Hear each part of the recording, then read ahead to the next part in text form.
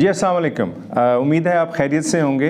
आज आपके साथ एक बड़ी इम्पॉर्टेंट इंफॉर्मेशन शेयर करने लगा हूँ। आज फेडरल बोर्ड के जो चेयरमैन हैं कैसर आलम साहब, उन्होंने एक ई कचहरी मुनक्कद की है और उसके कुछ इम्पॉर्टेंट पॉइंट्स जो कि मैट्रिक और एफएससी के जो स्टूडेंट्स हैं उनके हवाले से, उनके इम्तहानात और सिलेबस के हवाले से बड़ी इम्पॉर्टेंट डिसीजंस लिए गए हैं। उनकी कुछ समरी मैंने तैयार की है ताकि मैं आपको वो डिस्कस कर सकूं आपके साथ, ताकि आप एग्ज़ाम्स के हवाले से या प्रेपरेशन के हवाले से मैट्रिक और एफएससी के जो स्टूडेंट्स हैं उनको कोई एम्बिगिविटी फील ना हो। ठीक है जी।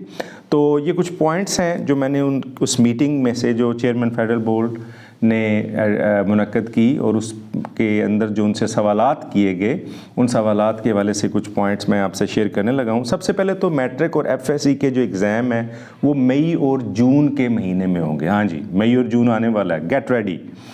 मई और जून में इम्तिहान होंगे और आपकी जो डेट शीट है वो अप्रैल के महीने में आपको मिल जाएगी। ठीक है जी। तो आज से जनाब बुक्स उठा लें, एग्ज़ाम सर पे आने वाले हैं। ठीक है जी।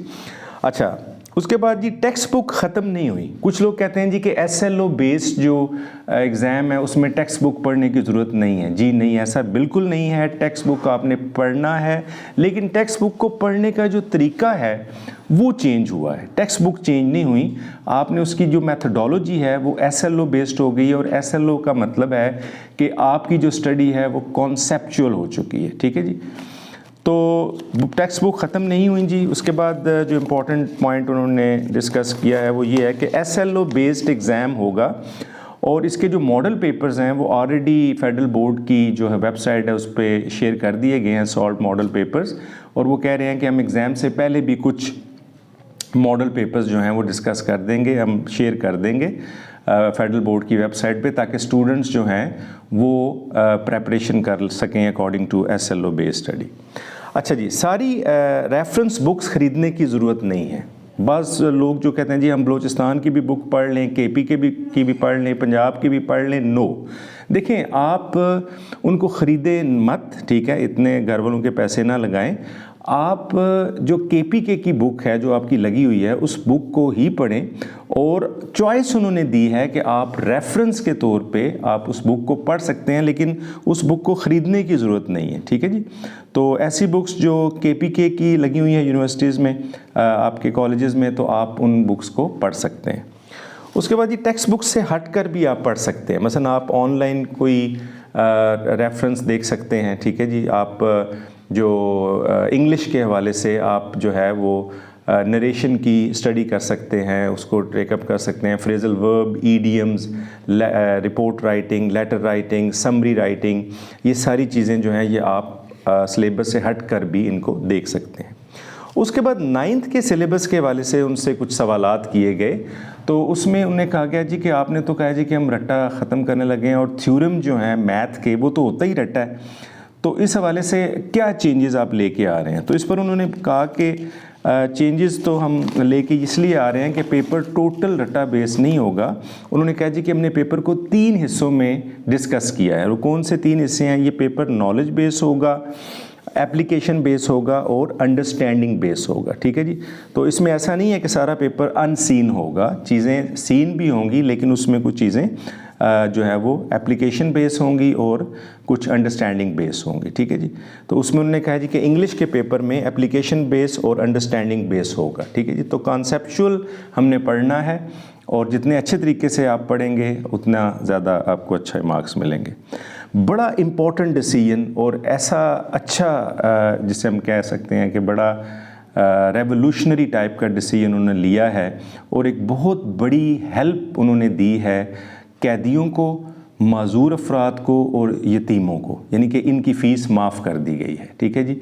यानी कि जो कैदी हैं और जो ऑर्फन बच्चे हैं, ठीक है, उनकी फ़ीस माफ़ कर दी। अगर कोई हैंडीकैप्ड है तो उनकी फ़ीस जो है एग्ज़ाम की वो माफ़ कर दी गई है। बहुत अच्छा डिसीजन है और मैं खराज तहसीन पेश करता हूँ चेयरमैन फेडरल बोर्ड को कि उन्होंने ये बहुत अच्छा डिसीजन लिया है। अच्छा जी, उसके बाद उन्होंने कहा कि अगर आप इम्प्रूवमेंट का इम्तिहान देना चाहते हैं और अगर साइंस का कोई सब्जेक्ट है और अगर उसका कोई प्रैक्टिकल है तो उसका आपको प्रैक्टिकल भी देना पड़ेगा, यानी इम्प्रूवमेंट के हवाले से। तो एग्ज़ाम के हवाले से उन्होंने बात की कि इम्तहानात इस दफ़ा साल में 2 मरतबा होंगे। क्या बात है जी, 2 दफ़ा एग्ज़ाम होंगे और आप अपने सब्जेक्ट्स को स्टैगर्स कर सकते हैं। मसलन आप पहले 4 सब्जेक्ट्स पहले दे दें, 2 बाद में दे दें, 3 पहले दे दें, 3 बाद में दे दें, चॉइस इज़ योर्स, ठीक है जी। तो जिस तरह आप इजी हैं उस तरह आप अपने एग्ज़ाम को दे सकते हैं, ठीक है जी। तो यानी पहले आप अगर 4 देंगे तो 2 बाद में दे दें, इस तरह आप उसको स्टैगरिंग कर सकते हैं। एक सवाल के जवाब में उन्होंने कहा कि अगर एक सब्जेक्ट के नंबर इम्प्रूव करने पर दूसरे सब्जेक्ट के नंबर्स बढ़ेंगे या नहीं, जिस तरह 2021 में हुआ था कि आपके अगर जो है फ़िज़िक्स के पेपर बढ़े हैं तो साथ उर्दू और इंग्लिश के भी पेपर बढ़े हैं। तो ऐसा उन्होंने कहा कि ये पॉलिसी सिर्फ 2021 की थी, उसके बाद ये पॉलिसी ख़त्म हो गई है। अब जिस पेपर के नंबर आप इम्प्रूव करेंगे उसी के मार्क्स आपको मिलेंगे और वही नंबर बढ़ेंगे। और अगर वो कहते हैं जी कि अगर इम्प्रूव करने वाले मार्क्स जो हैं, बाज़ दफ़ा इस तरह होता है कि बंदा इम्प्रूव करता है मार्क्स को और मार्क्स नहीं बढ़ते, यानी कि पहले उसके मार्क्स जो हैं वो 90 थे, 80 थे, अब उसके मार्क्स 60 आ गए हैं।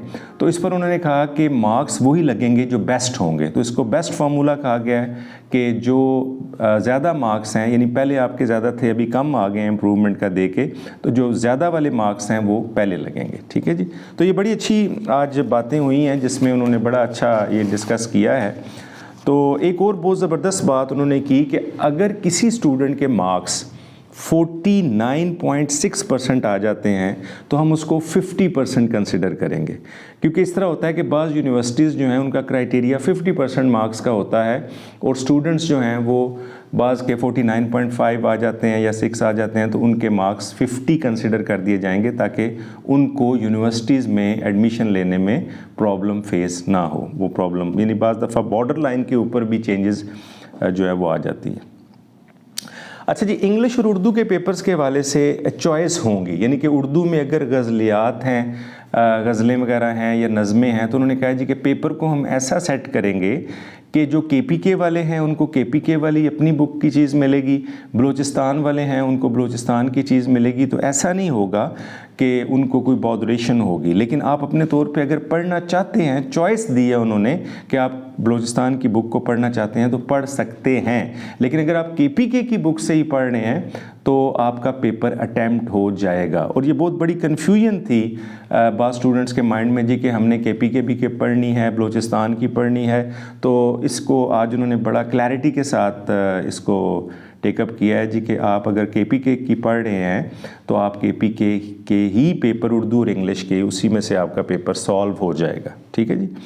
अच्छा जी, ई मार्किंग के हवाले से उन्होंने बात की कि ये इस दफ़ा भी ई मार्किंग होगी और ई मार्किंग से पेपर जल्दी चेक हो जाते हैं और रिज़ल्ट जल्दी आ जाता है, ठीक है जी। रिज़ल्ट जितना जल्दी आएगा उतना फ़ायदा होगा स्टूडेंट्स को। अच्छा, एग्ज़ाम फ़ी के हवाले से मैं ऑलरेडी एक वीडियो शेयर कर चुका हूँ, उसका लिंक डिस्क्रिप्शन पे आपको मिल जाएगा कि इस दफ़ा फ़ी की जो बॉदरेशन है वो ख़त्म हो गई है। आप MCB, HBL और ईजी पैसा ऐप के ज़रिए आप अपनी जो फ़ी है वो सबमिट करवा सकते हैं और ये बहुत बड़ी सहूलत है कि वो लाइन में लगने वाला जो चक्कर है वो इस दफ़ा इन्होंने ख़त्म कर दिया है। तो अब आप ईजी पैसा ऐप के ज़रिए भी इस पर जो है वीडियो मैंने बना चुका हूँ, वो आप डिस्क्रिप्शन से देख सकते हैं। अच्छा जी, SLO को पॉजिटिव लें, ठीक है। मैं आपको एक बड़ी इंपॉर्टेंट बात डिस्कस करता हूँ। देखें, बात ये होती है कि ऐसे स्टूडेंट जो कि मेडिकल, प्री मेडिकल के स्टूडेंट जिन्होंने MD CAD और ECAD के पेपर देने होते हैं, उनको फिर कॉन्सेप्चुअल पढ़ना पड़ता है। तो SLO को पॉजिटिव इसलिए लें कि SLO आपको मौका दे रहा है कि आप एक रिसर्च बेस्ड स्टडी कर रहे हैं और आप एक कॉन्सेप्चुअल बेस्ड स्टडी कर रहे हैं, ठीक है जी। तो अब उन्होंने सिस्टम ही ऐसा 9th से डेवलप कर दिया है। मैं तो इसको बड़ा पॉजिटिवली लेता हूँ और मैं समझता हूँ कि स्टूडेंट्स के लिए ये मौका है कि वो अपने MD CAD और ECAD की प्रेपरेशन को बड़े अच्छे तरीके से डिस्कस कर सकते हैं, ठीक है जी। तो मैं यही आपको सजेस्ट करूँगा कि आप इसको क्रिटिसाइज़ ना करें जी कि SLO आ गया जी, मुश्किल हो गया। ये मुश्किल नहीं है, ये उन्होंने आपके लिए जो है ना आसानी की है कि आप कल को किसी एंट्री टेस्ट में बैठें तो आपको मसला ना हो। यानी अभी से आप अपने एकेडमिक कैरियर में ही कॉन्सेप्चुअल स्टडी शुरू कर दें और जो है वो इससे आपका रिज़ल्ट जो है वो अच्छा आएगा। तो SLO को जो है वो कभी भी तंग नज़री से मत देखें। SLO बेस्ड एग्ज़ाम जो है ये एक अच्छी एफ़र्ट है फेडरल बोर्ड की, और मैं समझता हूँ कि this is one of the best method ever. तो होप कि आपको सारे पॉइंट समझ आ गए होंगे। तो उम्मीद करता हूँ कि जो है किसी किस्म की कन्फ्यूजन आपको अभी नहीं रही होगी, और इन तमाम पॉइंट्स को अपने माइंड में रखिएगा और अपने दोस्तों को भी शेयर करें। और अच्छी बात जो है उसको शेयर करना सदका जारिया भी है। ये जितने लोगों तक बात जाएगी तो उतने लोगों को फ़ायदा होगा।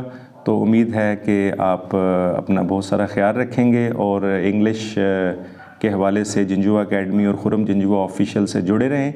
इंशाल्लाह आपके लिए लेके आ रहा हूँ और कर भी चुका हूँ बड़ी इंपॉर्टेंट वीडियोस। इंशाल्लाह very soon I will be coming with more informative videos. All the best. Thank you very much.